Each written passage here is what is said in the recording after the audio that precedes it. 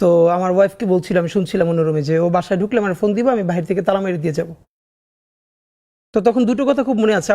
আমার ওয়াইফ একবারও নিষেধ করে নাই, কারণ ও জানছিল যে এই কাজটাই আমি জন্মের পর থেকে করতে চেয়েছিলাম, ইনসাফের লড়াইটা। তো আমাকে এখন থামালে আসলে পারবে না, এটাও জানতো, আমার পরিবারও জানতো। কিন্তু তাদের তো আসলে ভাই, বিশেষ করে আমার যখন এখন দুনিয়া একটা বাচ্চা আসবে, তখন আমার ভাই একবার আমাকে বলছিল যে এই বাচ্চাটার কথা তো চিন্তা করা দরকার তোর। তখন আমি দুটো কথা বলছিলাম। একটা হচ্ছে যে এখন পর্যন্ত যেই বাবারা রাস্তায় শহীদ হয়েছে তাদেরও তো বাচ্চা আছে, এমন তো না ওরা দুনিয়া এমনি এমনি আসছে। তাদেরকে যেরকম আল্লাহ দেখবে, ওরও আল্লাহই দেখবে।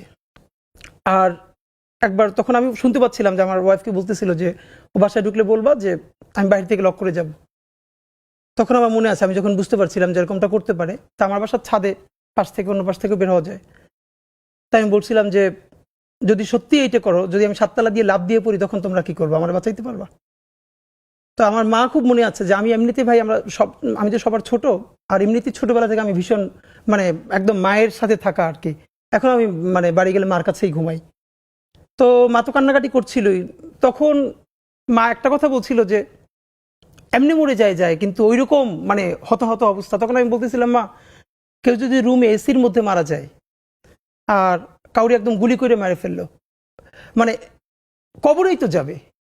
আর ব্যাপারটা তো এমন না যে যে এসির মধ্যে মারা গেল তার মৃত্যু কষ্ট কম, বরং জীবনে তো পাপ আমাদের সবারই আছে।